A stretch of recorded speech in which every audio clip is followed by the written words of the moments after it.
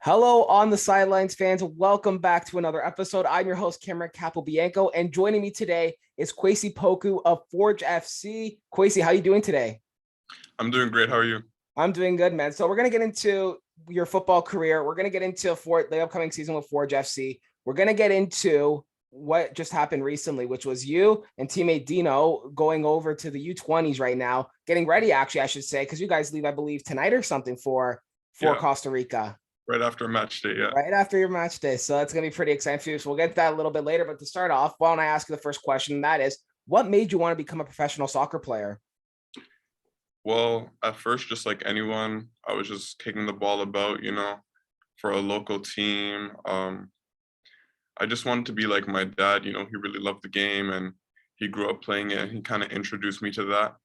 And ever since then, I feel like I just fell in love with it. So I just decided to continue and now I'm here. So So obviously your dad probably played a big inspiration for you there, just trying to get you into the love of the game. But was there any probably professional soccer players, maybe like from City A, Premier League, MLS, then like maybe that inspired you and you took maybe notes on their game and added it to your own game?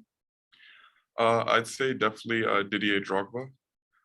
The first soccer match I actually watched was a Chelsea match, and that's why I'm a Chelsea fan to this day, actually. And as soon as I watched Drogba, I was really inspired by him and the way he played, the way he made the game look so easy. And I like to implement, bits of that into my game. Having swagger on the field and making your game look effortless while still working very hard. So you also played for Toronto FC Academy. You played for, I believe, also Toronto FC too. Yeah. Did you find any differences, despite them being two similar clubs in a way, one both being Toronto FC? Was there any differences that you found between both the clubs you played for? In terms of Toronto FC and Forge. Well, first, let's just go with Toronto FC. Like you play for the Academy, you play for Toronto FC too. Like just between those two, were there any differences you found playing for just those two? Yeah, for sure. I feel like the difference between U19 and TFC2 is just professionalism.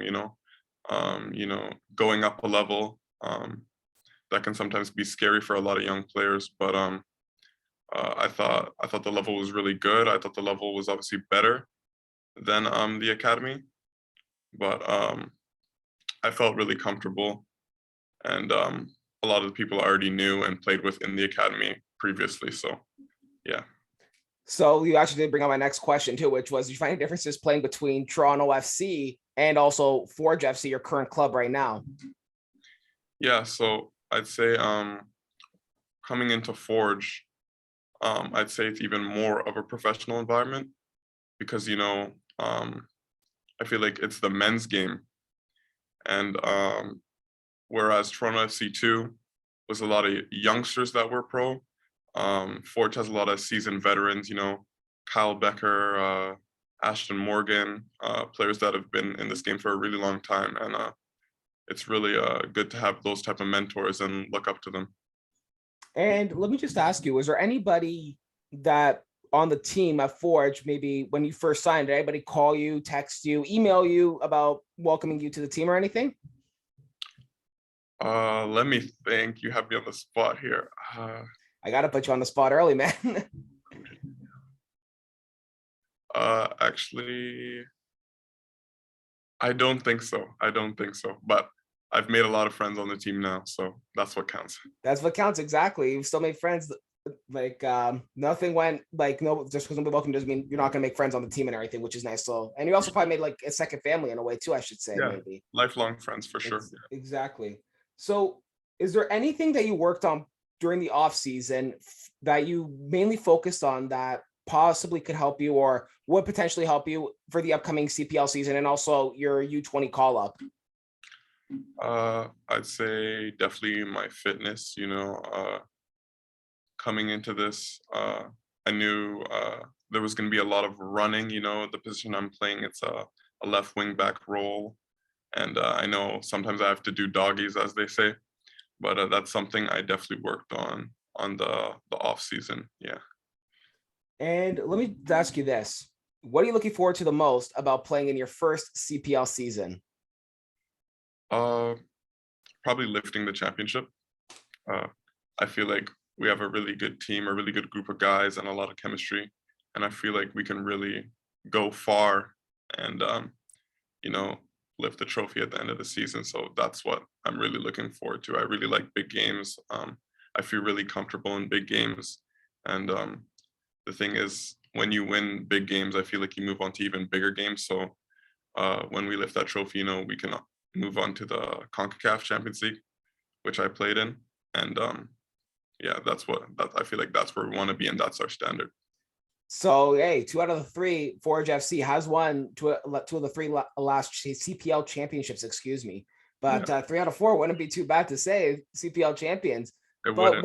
what was it like for you? Because you just mentioned you played in the CONCACAF Champions League. What was that experience like for you?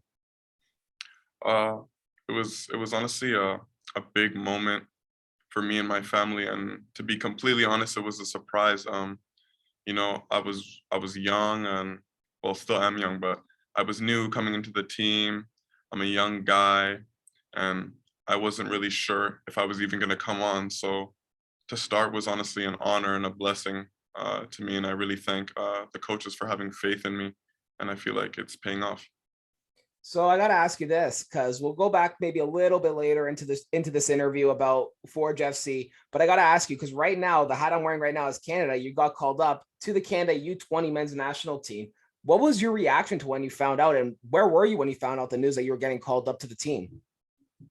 I was actually at training. It was right after training when they released the roster, and I was really excited, and I wasn't too surprised because I got a little bit of notice, but things can change. So when they released the final roster, I was really relieved, and once again, it's an honor to be representing my country. And what's going on in your head right now as you guys are getting set to leave for Costa Rica? Like, there must be a lot going through your head, stepping onto the pitch for the first time internationally, wearing the Canada crest on your chest. What is that like going through your head right now? Just like it's really, I think it's been a dream of mine to just represent my country at any level for a really long time. So I really don't have much words to explain it. There's a lot going on in my head. I can't really put into words, but I have to say I'm really excited. And hopefully you guys do good. Hopefully everything goes well. Like, you guys hope for the win, but even a tie, even if you guys lose, I mean, it's always a good thing because you guys, like I said, get to represent your country and everything. That's still a huge honor just in its own way. Yeah. And my last question for you is, what are some pieces of advice you can give to younger kids who want to follow in your footsteps of playing in the CPL and also potentially getting called up to the national team in a way? I'd say really just focus on what you want to do and stick to it. Like, I feel like if you have the dream of being a professional player young, you should really strive towards that instead of, focusing on other things, other distractions, other things that can, um, mess up your progress and, kind of blur your vision a bit. So I feel like it's really important to focus on exactly what you want to do and being self-aware and knowing what you want to do and going towards that. Absolutely. Well, Kwasi, I want to say thank you so much for joining me today on the Sidelines. And again, good luck to you and your teammate who we interview later on pretty soon, actually, on going to Costa Rica and representing Canada at the U20s. Thank you. Thank you. Guys, Kwasi Poku of Forge FC and also recently got a call up to the Canadian men's U20 national team. I'm Cameron Capobianco, and we'll catch you guys next time.